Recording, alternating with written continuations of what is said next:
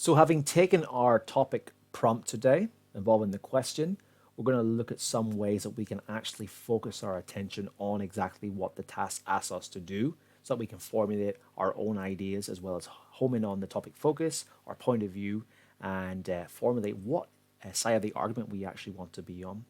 So, as I said, our essay question is some people think placing advertisements in schools is a great resource for public schools that need additional funding, but others think it exploits children by treating them as a captive audience for corporate sponsors. Our first question is, what is the topic focus? Have a read again and see if you can actually formulate your own ideas about the two sides that we have to focus on as part of this topic.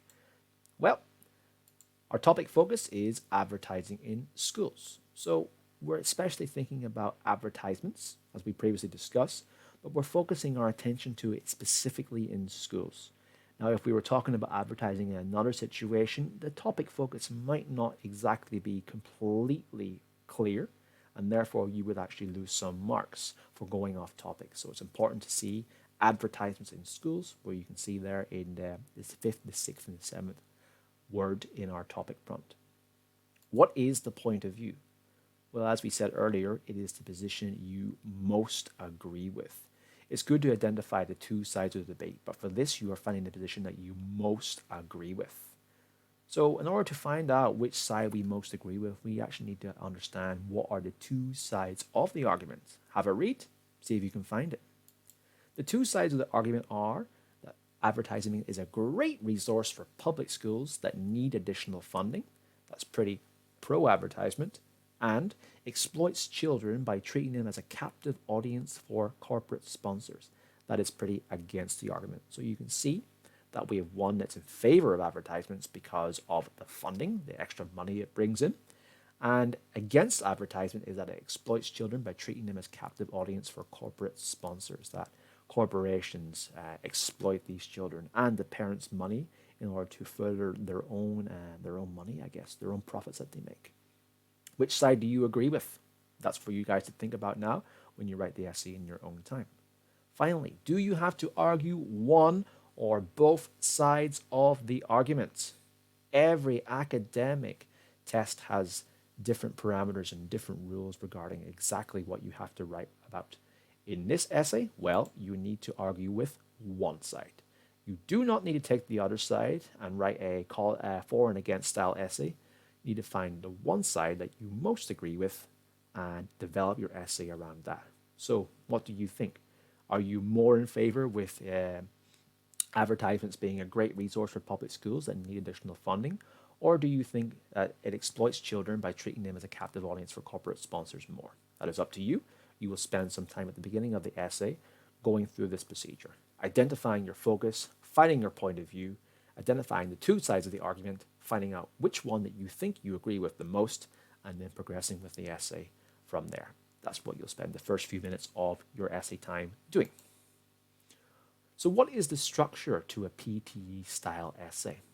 Academic writing is quite similar in some regards. However, each academic publisher has their own style and structural guides for their own tests. PTE is, of course, a little bit different to some others.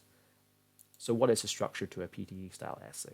You begin, of course, with your introduction, the presentation of the topic, your argument, and then your counter arguments. What comes next is the main body, which includes details refuting the counter argument or details supporting your own point of view. What do you think? Do you support the argument? Do you refute it? And then you give your supporting points of view based on that. Finally, you have your conclusion, which is a restatement of the argument and your supporting claim. It's important to remember that the conclusion will contain no new information. All your information, all your supporting facts, all your opinions, everything you've discussed will have been done in the introduction and the main body. The conclusion is a bit like a summary of the entire essay, almost like a way of paraphrasing the introduction. So in order to develop your essay in a very methodical way, you should do the following. First of all, you should try to think of one strong sentence to sum up the main argument. When you have summed up your main argument with one sentence, that will in effect become your essay title or even some of your topic sentences that you'll begin each paragraph with. Then you will think of one strong opening sentence and one strong closing sentence. So the opening sentence will in effect be your topic sentence for your debate. You will start your paragraph with this. It will basically summarize exactly what you think regarding your own viewpoint.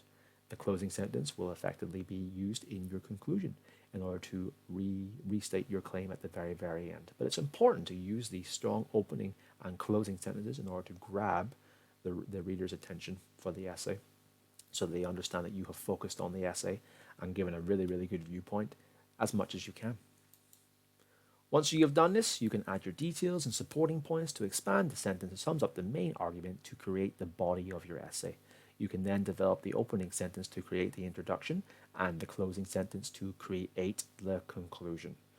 So once you've identified your argument, your point of view, and your essay focus, you're then going to think of one sentence that basically summarizes everything you think regarding the one side of the debate. Once you've got that sentence, you have effectively focused in on the topic, and you can then start developing your ideas regarding that one sentence that you have written.